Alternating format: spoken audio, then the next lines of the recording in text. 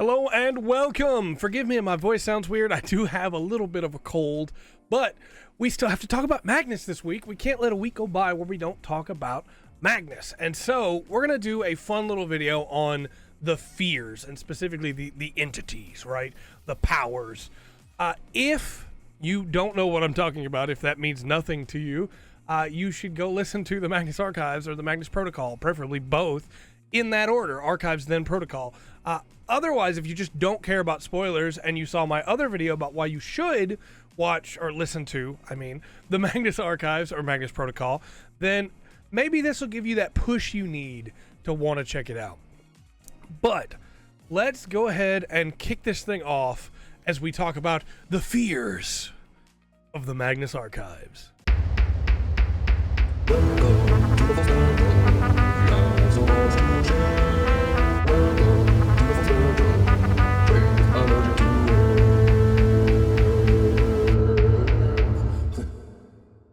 We're going to talk about Smirks 14, and we're going to talk about the 15th, and we're also going to talk about the fact that originally they were all one fear. They still kind of are, right? It's described as many colors on a color wheel. It's many organs of one body. Jürgen Leitner has a really good quote. Imagine you are an ant, and you have never before seen a human.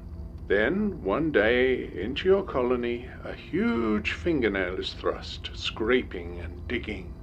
You flee to another entrance, only to be confronted by a staring eye gazing at you.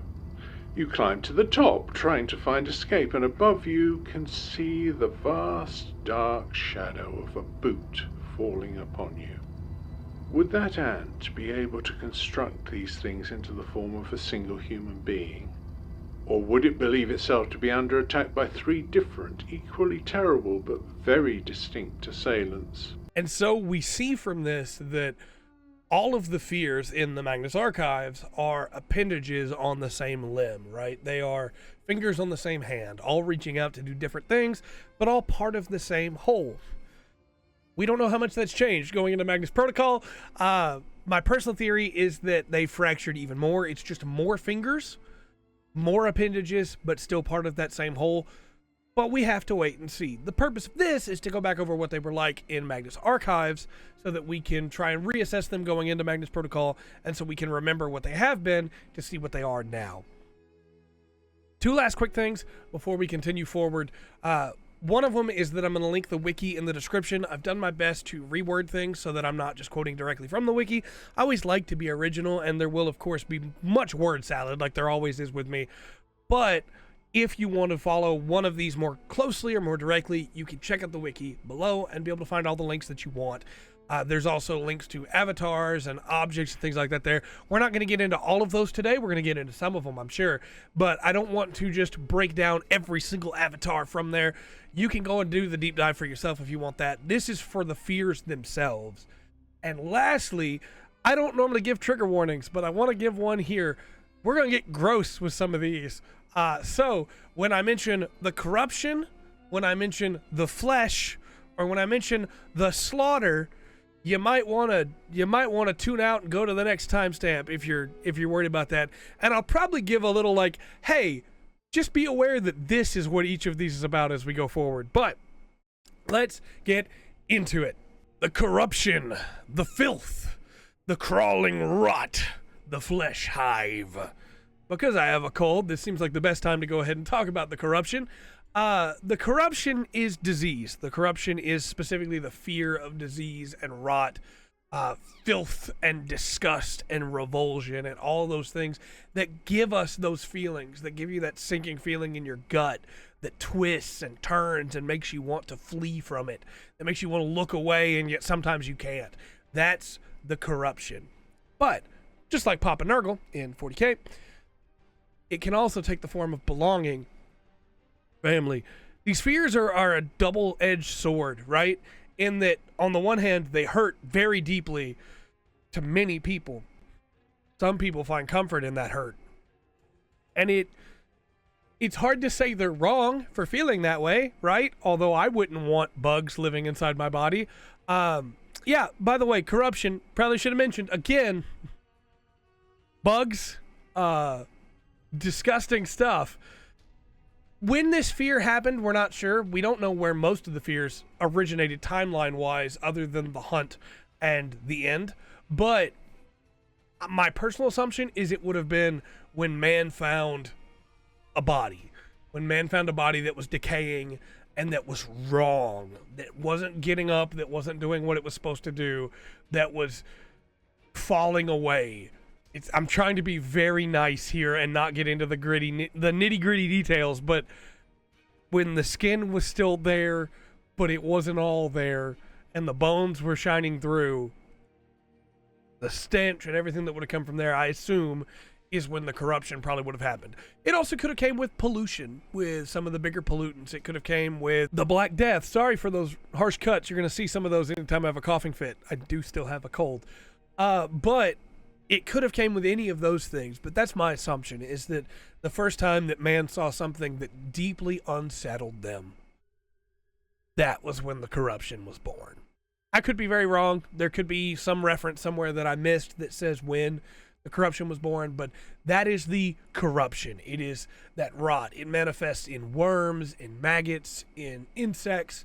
It manifests in decay and mold. It could just as easily be a swarm of bees or worms in your house as it could be a suit freshly tailored and freshly cleaned and dry cleaned, still within its bag, and yet it's moth-eaten and worn inside it, even though it just got cleaned. The corruption destroys. It eats away. It's termites in the boards. It's that feeling that nothing is sacred, that anything could be destroyed at any time. It is the rats in the sewers that crawl up into your house and get in the back of your cabinets and eat the back of the box of cereal, so that when you pull the box out, you didn't even know it was there, and suddenly you feel unsafe. That is the corruption. And it may not seem like a big global threat or anything, but remember that corruption on a grand scale is pretty rough.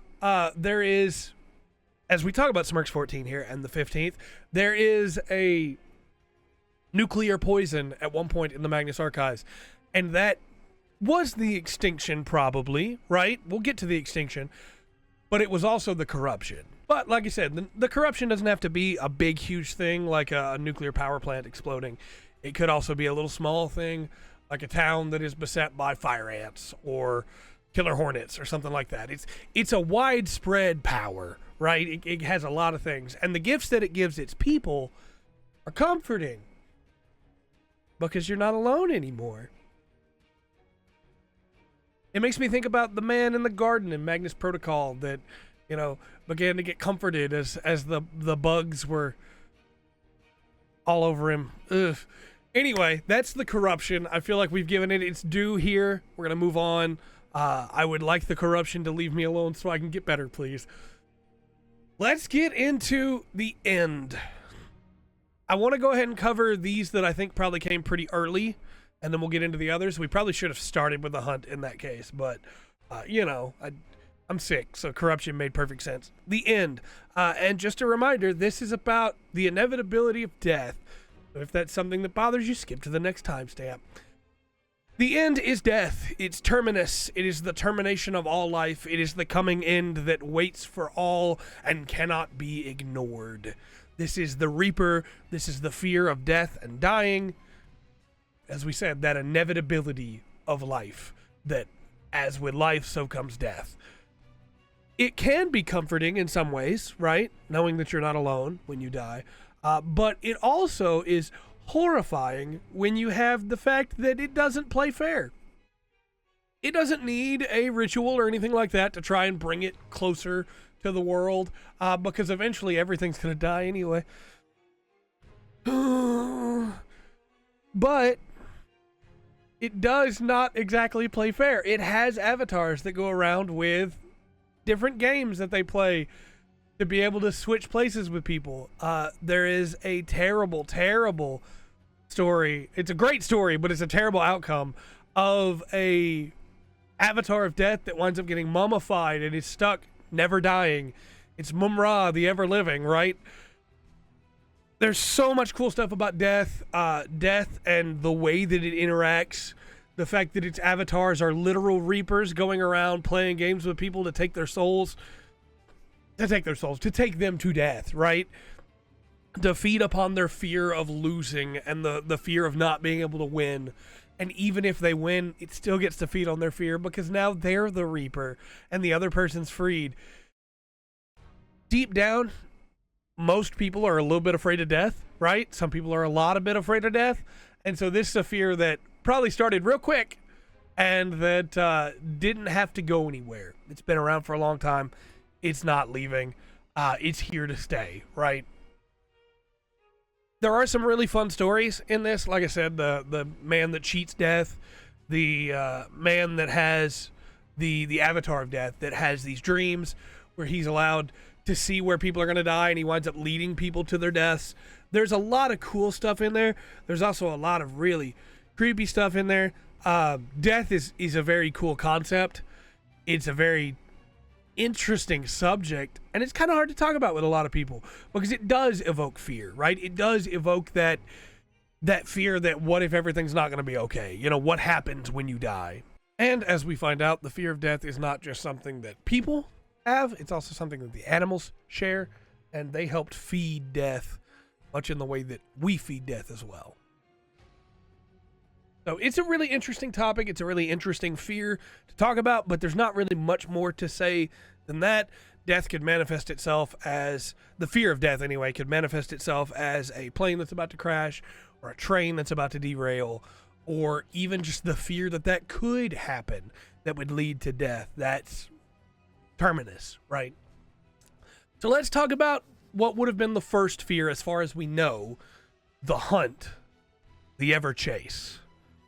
This is the fear of being prey, the fear of being hunted, the fear of being stalked, the fear of being watched but not in the same way as the eye, the fear of it is always coming for me and I don't know where they're coming from, but they're after me. So if you're someone that has extreme paranoia, you might want to skip past this one, and I probably should have said that sooner. I'm going to try and get better about that. But the hunt, as far as we know, was the first fear born in the animals that were being hunted by man in an attempt to get away, and the fear held on. It clung. It moved up to man with the predators that man has as well, not just from bears and mountain lions and stuff like that, but also from other men. And so it became the hunt. Its ritual will probably never end because it is the ever chase. It's a ritual to try and hunt forever, which in and of itself means there is no end to it, right? But it's a really interesting fear in a lot of ways. And I think there's a lot more to talk about with it than there is the end, and maybe more than there is the dark. We're going to get to the dark in a minute. But the hunt is both... I didn't talk about this with the end. I'm so sorry. With the corruption I did, but with the end I completely forgot. Talk about those that want the end, that crave that void. That's a very dark subject. That's probably why I didn't bring it up there. But there's comfort in that for some, right? And that's one way that it can feed. In that same way, the hunt is not just the fear of being hunted. It's the fear of the idea of being hunted. The very idea itself feeds the hunt. But it's also for the hunters. The hunters feed the hunt. And that doesn't just mean if you're somebody that hunts animals, if you're somebody that hunts a good deal, if you're somebody that hunts the right produce out at the store, you could inadvertently be feeding the hunt, right? And before you know it, you could become an avatar of the hunt. In the Magnus Archives, we get, I almost said protocol, we get a couple of police officers that wind up working for the hunt without even meaning to, because over time, their hunt for bad guys, right, winds up feeding into the hunt itself. So, as we said, there's a lot of different ways that the hunt can manifest. I think that for a lot of people, it's probably just going to manifest as, hey, I'm always on the lookout for a good deal. But unfortunately, there are seedier aspects of the populace, of society, that are on the hunt for other things. And unfortunately, that would feed into the hunt as well. I don't want to get too deep into that because that gets really dark, and I think that's probably why it hasn't been brought up in the Magnus Archives, or in Protocol so far at least. But I mean, we even have Salesa, right? In his hunt for artifacts, he could have just as easily started up being hunted himself or feeding the hunt, right? So there's a lot of different ways the hunt could show up. I really like the hunt as a concept. I think that it being one of the first fears that manifested is really clever and makes a lot of sense because, of course, the animals were in deep fear of us, and yet, we're still after them today, and we're being hunted by things as well. It's a really cool fear in a lot of ways, and it's not. If I asked you to sit down and write a list of things that people have feared since the dawn of time and over the course of time, I don't necessarily think that this is one that you would give me, but I do think that it is absolutely one of the coolest ones in the archives. It applies to so much, right? And we don't see it apply to as much stuff in the archives, but it's just because, again, we didn't have the chance. Maybe with Protocol, we'll see some more evolutions of it. But, the next time that you're out and you're hunting for something in your house that you lost, just remember, you're feeding the hunt. Let's go ahead and talk about the dark, because I mentioned the dark earlier.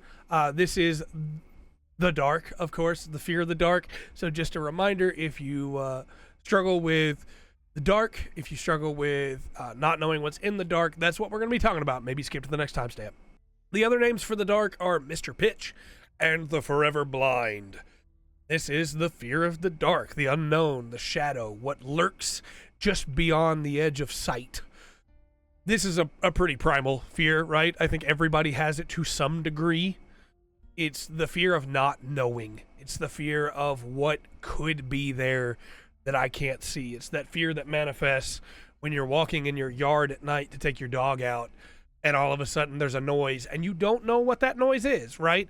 It's the fear of a subway station and one of the lights blinks out.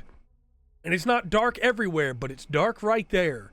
It's the fear of being in your workplace and all the lights have been turned off and now all of a sudden everything looks different. It's the fear of driving down a dark road with only your headlights to light the way, right?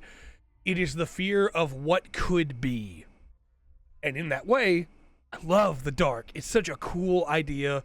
It's been a fear for people in our reality forever, right? We have nightlights just to try and stop that. I really, really love the idea of the dark. I feel like this was one of the first fears that popped up. It would have probably been the hunt, and then the end, and then probably the dark, right? Love the idea of mankind huddled and scared around a fire, imagining all the horrible creatures that could be just beyond the edge of the firelight. Absolutely adorable. Not adorable, absolutely. What word am I looking for here? Awesome? Why did I say adorable? Anyway, we're leaving that one in. Normally I cut that stuff out. We're leaving that one in. Absolutely awesome. I really like the idea that phones have kind of counteracted the dark somewhat, but also only made it worse. Like only made it better, because you have your light with you at all times, but it's such a small light. Just a small glimpse of the light. And at any time when you're holding your phone up for light, there's all this around you that is not lit up, or anything could be. I love the dark. It's so cool. The whole ritual they had too with like the black sun was super cool. Look, you should, if you have not listened to Magnus Archives, you should listen to Magnus Archives. If you listen to Magnus Archives, you should probably listen to it again. It's pretty great. But no, I really like the dark. I think this is a fear that has a lot of options going into Magnus Protocol, has a lot of ways that it could be fractured up into. The fear of like the lonely and the dark mixing together works really, really well together. And it has one of the most horrifying domains in the last season of Magnus Archives. So, love the dark. Pretty great stuff. Since we're talking about the dark and light, let's jump to one that might not have been quite as quick to appear, but definitely still happened at some point, right? There's no disputing that, and that's the Desolation. So this is the fear of pain, destruction, burning, loss, the fear of everything being gone in an instant. And so just keep that in mind. Skip to the next timestamp if you're somebody that struggles with those fears. But This is the lightless flame, the torturing flame, the devastation, the blackened earth, the ravening burn, and Asag.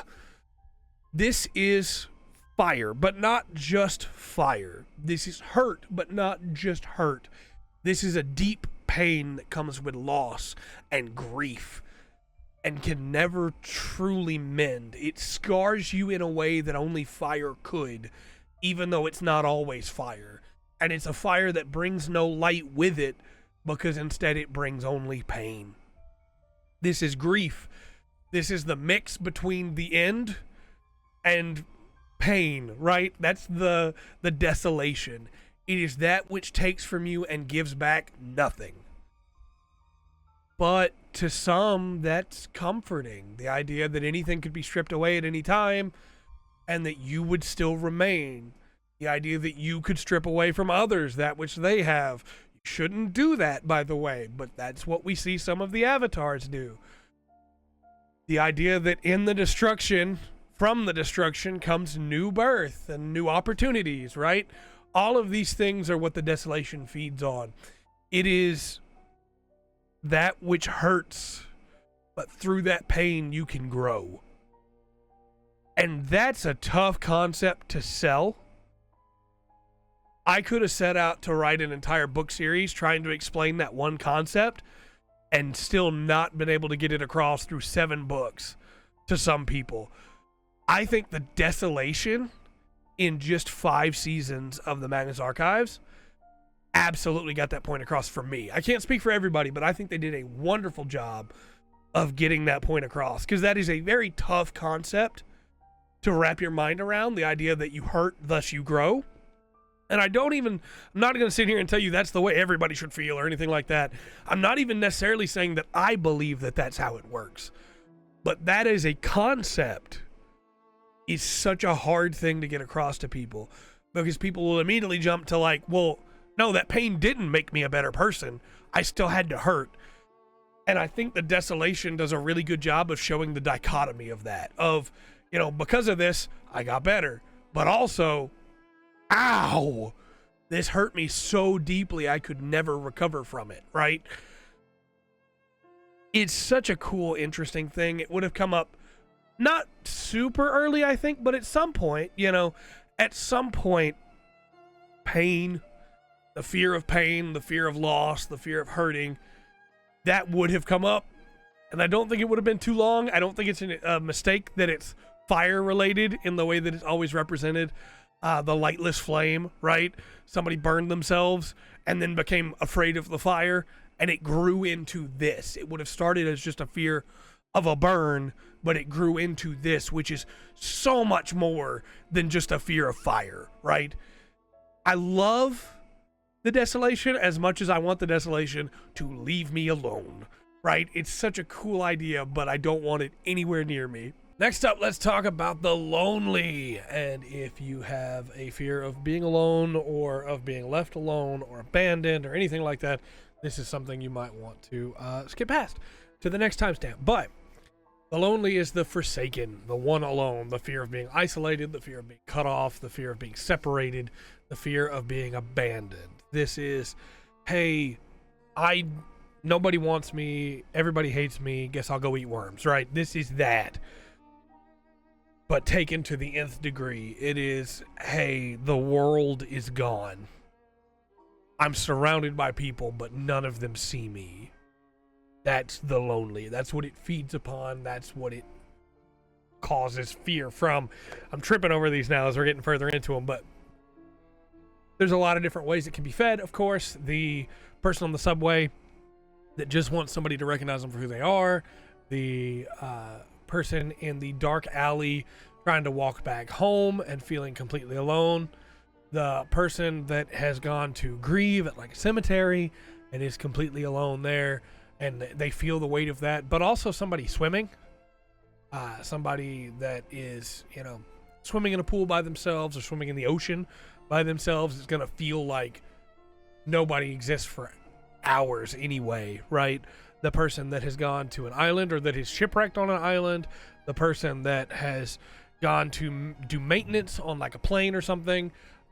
Oftentimes you'll hear stories of maintenance workers that are completely alone in a huge building, and the oppressive weight and the pressure of being alone in a place where you shouldn't be. If you've ever been inside an old mall that is dying or that has long since died, or inside a supermarket after hours and nobody else is there, it's a very sobering experience in a lot of ways, because you are alone in a place where you should not be.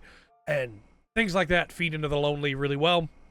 But you also have the other aspect of it, of some people really like being alone. That alone time could expand into, I don't want anyone to ever mess with me ever. People that go off the grid sometimes don't always do it because of, government or anything like that, or any other beliefs that they have, but they do it because they just want to get away from the hustle and the bustle. They want to truly be separated, right? The lonely feeds off that as well. And we see avatars of the lonely trying to undermine people's relationships to separate them from each other in a way that's very horrifying. And the lonely is definitely a very spooky fear in a lot of ways. It's one that it doesn't work quite the same way as the others, right? It doesn't work by the fear of being alone goes both ways, as well as the fear of not being alone, right? And these vast spaces could be the vast, which now that we brought it up, I guess will be the next one we talk about. But it could also just be the lonely. And you could be in a cave, which that would be the buried, which we'll have to bring up in a little bit. But you could also just be on a ship, on a plane, anywhere. And as long as you feel alone, in a hotel room, walking down a hotel hallway with nobody passing by you and no other noise, you will feel super alone. I used to work for a hotel, and early in the mornings I would go and deliver papers to specific rooms, and oh man, that feeling at 4 a.m. when nobody's around and you're just pushing papers under doors, any one of those doors, nobody could be in there for all you know. It's a very lonely experience, and there are tons of variations of that. And like we said earlier, the people that are alone, not because there aren't other people around, but because nobody's paying attention. The person on a busy subway, the person in a plane, the person on a train, right? All these places where there's lots of people, but everybody's kind of minding their own business. You could also be lonely there, right? So the lonely has a lot of different ways to feed on fear, and I think it's a really complex fear because of that. Also, just, the lonely has some of my favorite avatars in the entire series of Magnus Archives.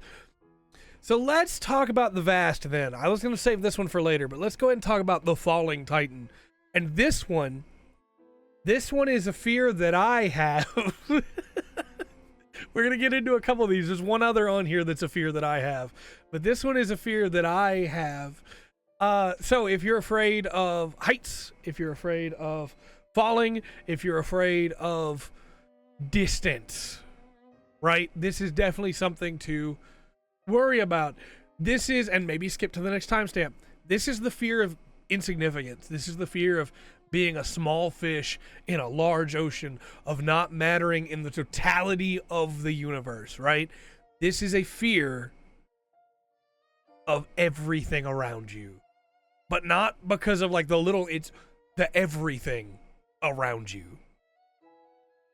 This is the fear of falling, not because you're afraid of the ground, but because you don't know how long you'll fall.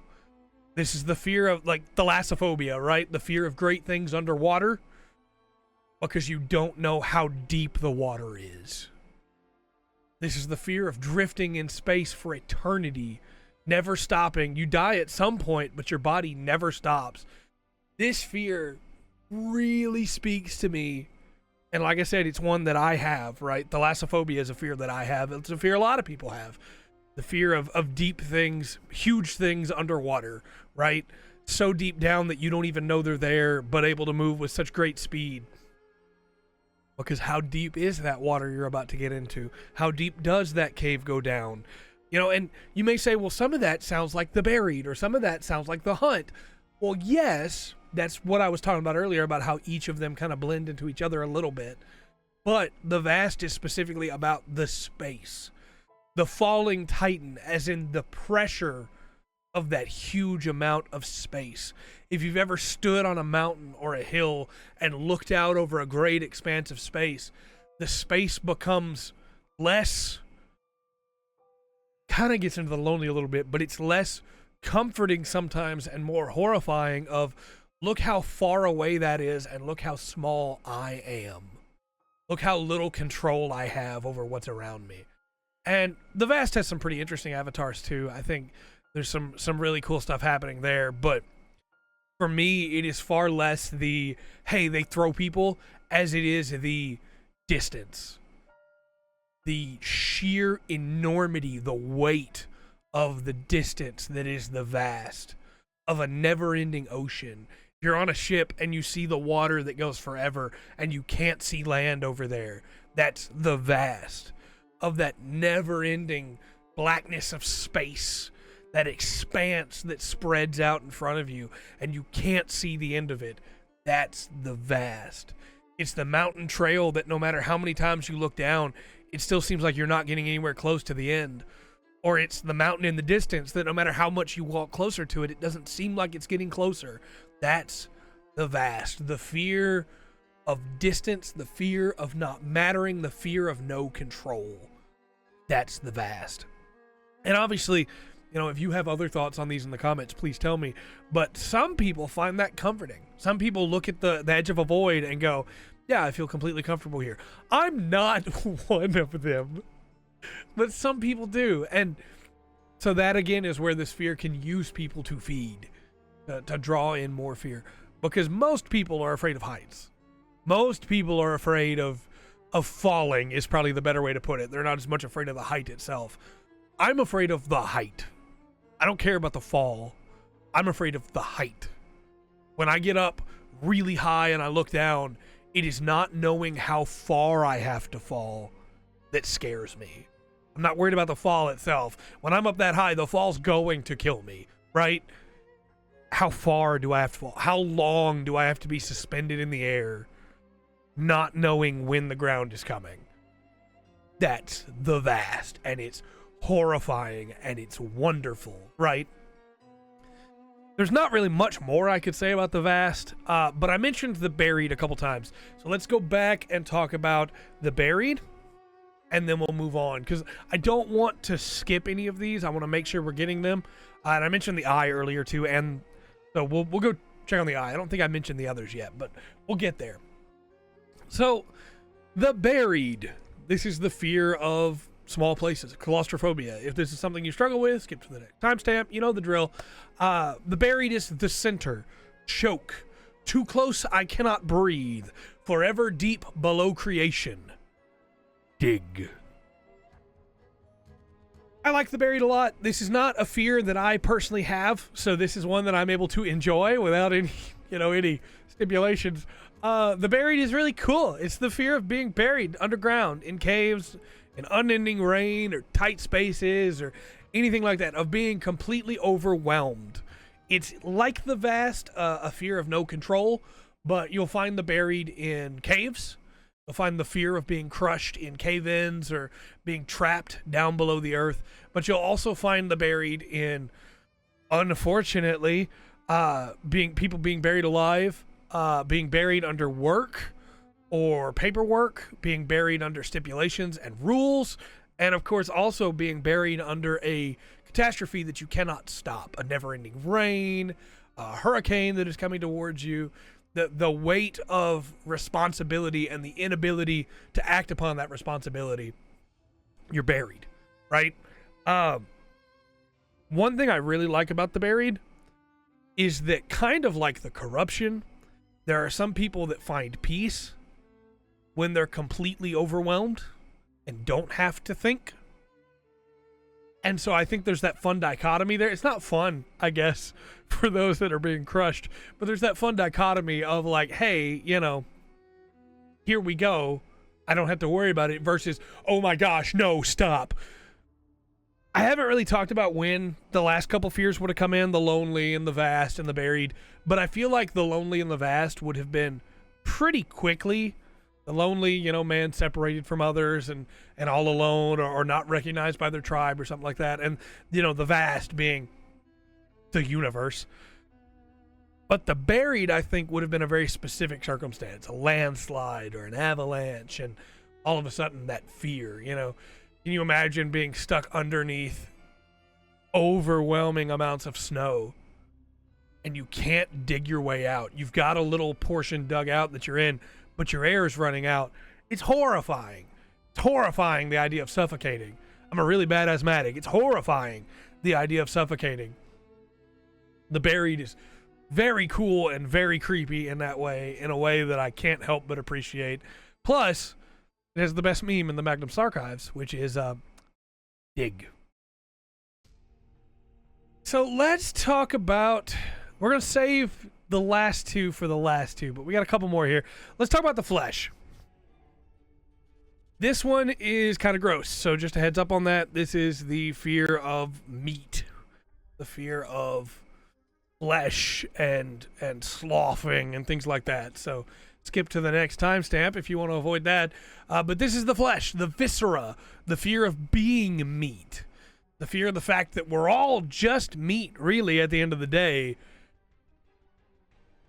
It's really, really creepy, right? The flesh is not one of my favorites. I'm not a big person for body horror, right? The flesh has a lot of that.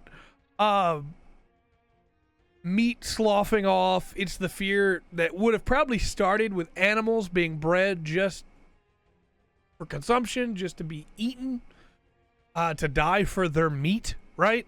But it eventually grows to people as well, because it's the realization that ultimately it's all just meat, right?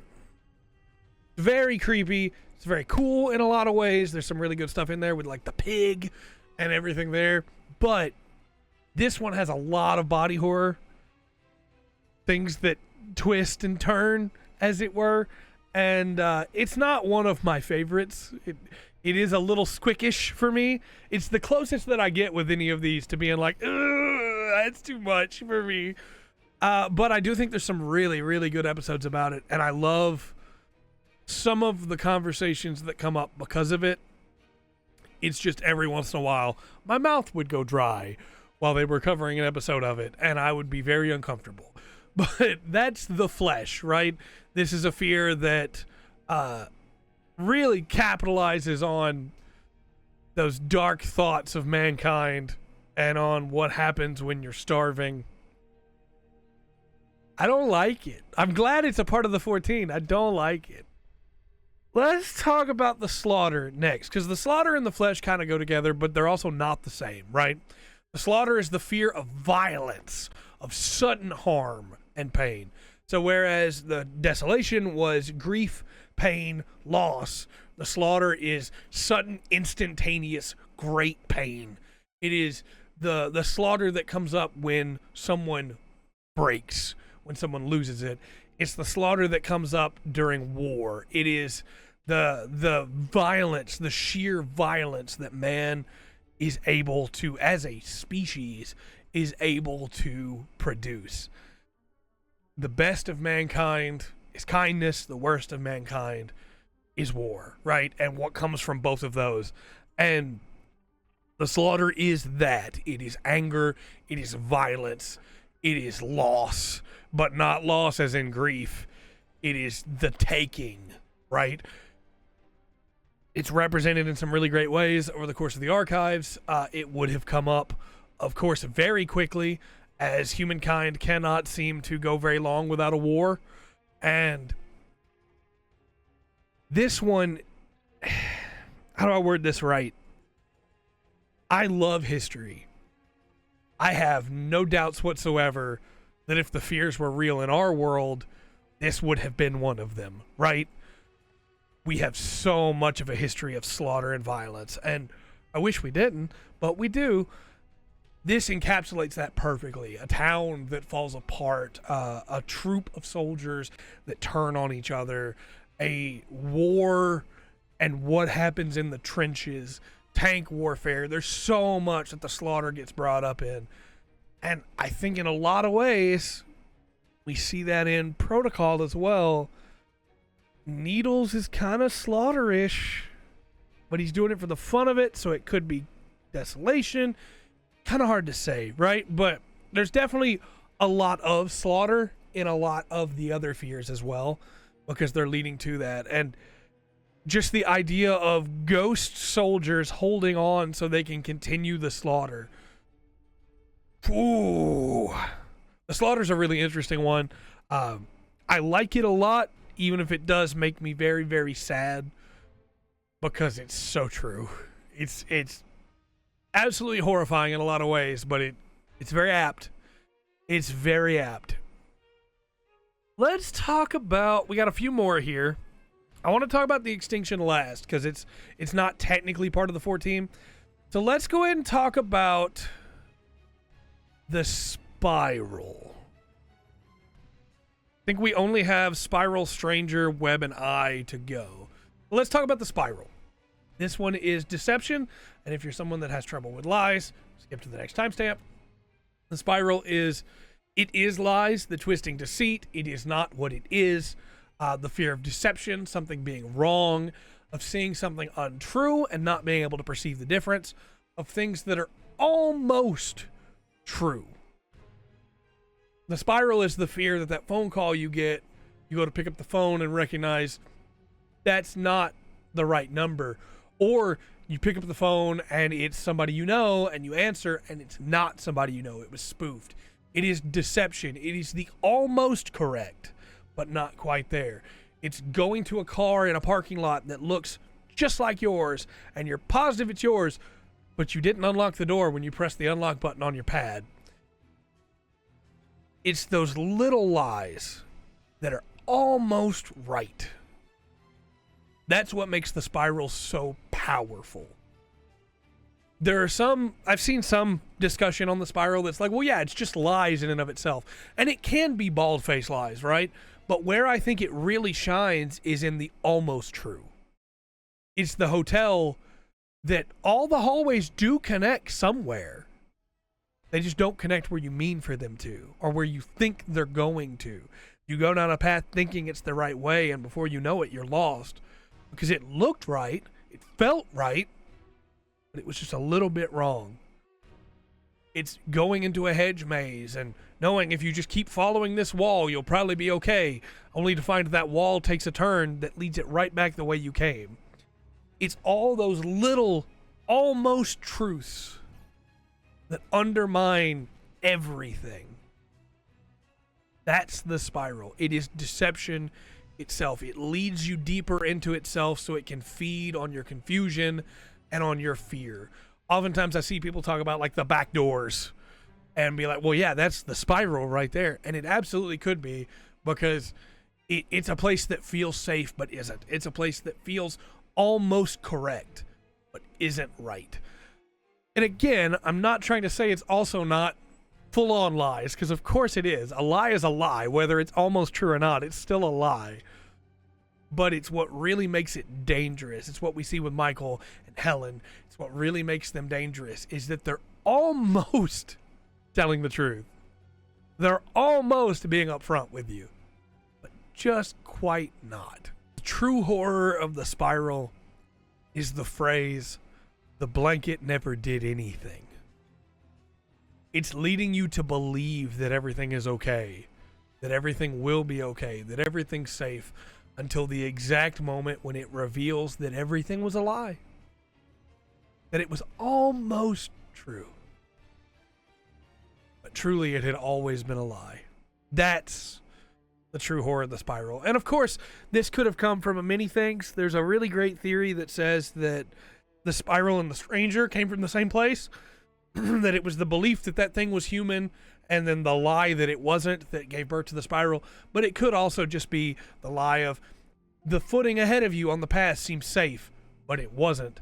This animal that you've been interacting with is tame, but it wasn't. You know, any lie like that could have, this person you trust is going to protect you, but they don't. Or this person you trust is with you and then they hurt you. It could be any set of those lies, right? It could have come up very, very quickly for humanity. But since we talked about the Stranger, let's talk about, since we mentioned the Stranger, let's talk about the Stranger. Stranger's the other one for me that is an actual fear I have.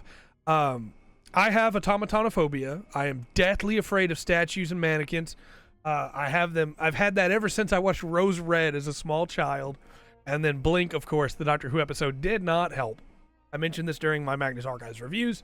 This is a fear I legitimately have. People have played pranks on me before, such as putting statues around and then moving them whenever I'm busy doing something. It's legit a fear that I have, and it terrifies me. Move to the next timestamp if it terrifies you as well. But it's the fear of the uncanny, of the wrongness, the close to right and yet not. Just as we were talking about with the spiral, right? It is the fear that something should be right but isn't. It's the fact that when you walk by a mannequin, it has no head, right? Or if it does have a head, maybe it's missing arms. Or if it has everything, it looks just close enough to human that it should be, but it isn't. It's walking by a statue and seeing that its eyes aren't following you, even though it really feels like they are. It's the wrongness. It's that uncanny valley, right? You see a doll in a store and you become very afraid suddenly because it looks like it's looking at you. It looks like it's alive, but it's not, as far as you know. It's that deep primal fear that is in most people. This is a fear a lot of people have. Most people don't even realize that's what it is, right? Most people are fine with mannequins or statues, maybe even, but it's the uncanny valley. Everybody's got it to a certain degree, right? What was it in time past, in primal time, that looked human but wasn't? Was it just corpses that we were afraid of because of the disease they bring? Or was it something else? That's what the stranger feeds on. It feeds on dysmorphia. It feeds on feeling wrong and not right. And it brings those fears to life. This is a really close to home one for me because, not just because of my fear, but also, like most people, I have some issues with my body. I'm not super happy about where it's at. The stranger feeds on that, you know? The stranger feeds on that fear that you'll never be able to get it better, or maybe there's a quick and easy way to get it there, but it just disfigures you more, you know? The stranger is a terrifying entity, and it's also shown in the archives to be one that's very, very, very active. There's a lot of avatars, there's a lot of things going on. Copycats, shapeshifters, not them. A whole lot tied into the stranger, and the stranger is what originally made me fall in love with the Magnus Archives. So, from episode 1, very, very much like the stranger, as much as I hate the stranger. Again, where did it come up from? Was it things like us that we don't have anymore? Who knows, right? But the stranger is very, very cool. Let's talk about the eye. We got 2 more, and then we have the extinction. So let's talk about the eye. This is the fear of being watched. So again, if you have a problem with that, skip to the next timestamp. The eye, the beholding, the ceaseless watcher, it knows you, the great eye. This is the fear of being known, being watched, being seen, of your secrets being revealed. It's terrifying, right? Especially in the world we live in today. You probably don't even know how many times in your normal life people accidentally get you in pictures or in videos as they're doing other things, right? Security cameras all over the place. There's a lot of people watching without you even meaning to, and without them even meaning to, probably, right? And so it can lead to a little bit of fear, right? But that's not all that the eye is. The eye is also the desire to know. People become avatars of the eye without even meaning to, because they have a desire to know. This is something that I struggle with. I hyper-focus, as we talk about from time to time. And if I find something that's cool, like the Magnus Archives, I hyper-focus on it until that's all I'm thinking about. So, you know, I'm just as much a problem when it comes to the eye. But the eye is such a cool entity in a lot of ways. And I'm not even talking about like eye monsters or ceaseless watcher. You know, there's so much cool stuff just in that. But the fear and the comfort, that duality again, that dichotomy of being seen and of seeing, that fear that no matter where you go, somebody is watching you. It always feels like somebody's watching me, you know? But also, for some people, the comfort in knowing they're not alone. So it's that fun dichotomy. Obviously, this harkens back for me to Call of Cthulhu. There are things that man should not know, and once you know them, all the joy of life could be sucked from you, right? You give yourself too deep to the eye, and you no longer are you anymore. And that is such a cool idea. I love that so much. The eye is really interesting.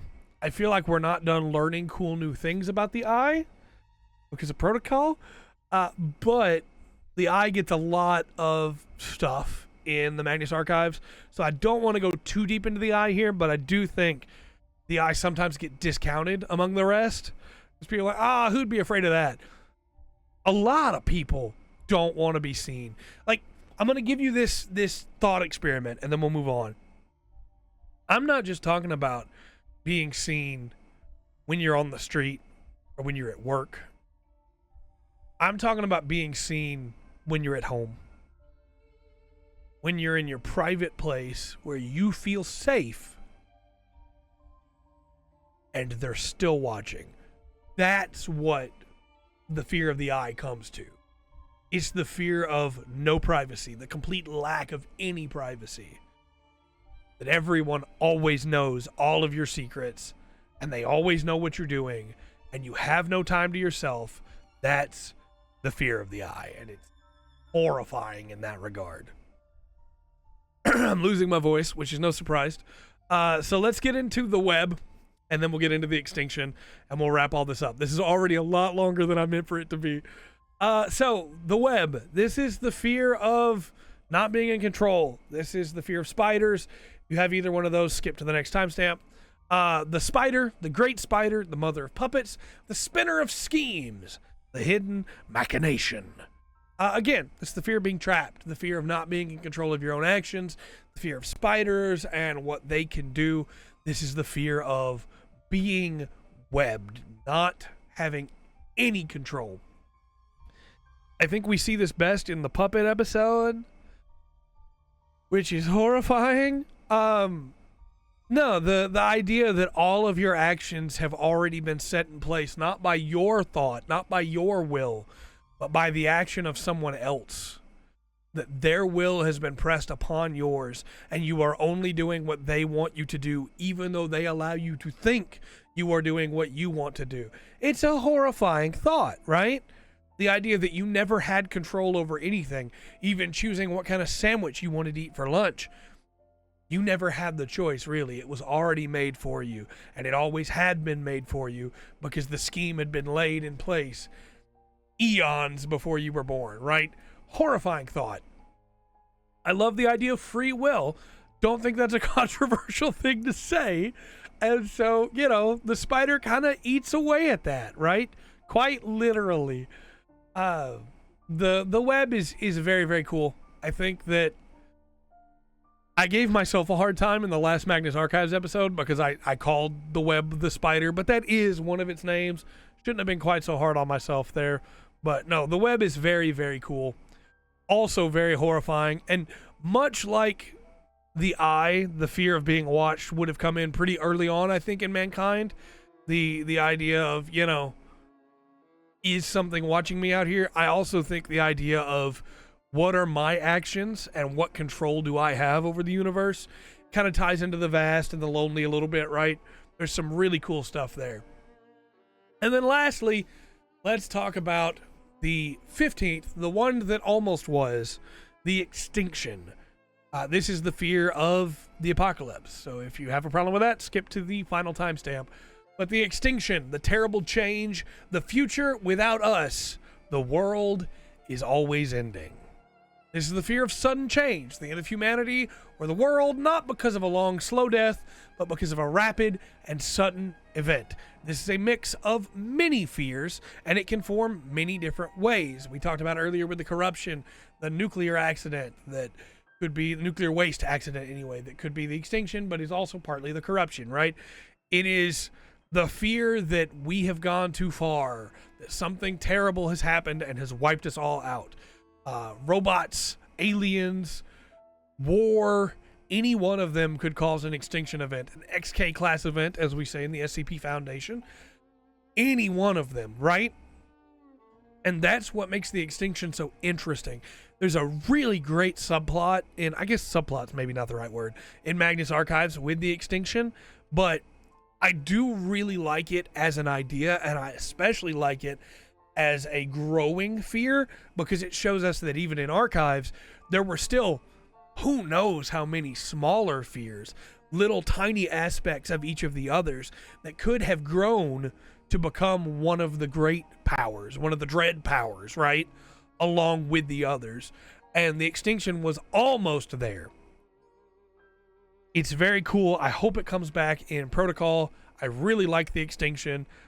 This one is a new one that was born from our fears of it all going south, of, you know, nuclear war and climate change and all these things that people today are desperately afraid of, that gave birth to this fear, almost gave birth to this dread fear, right? This dread power.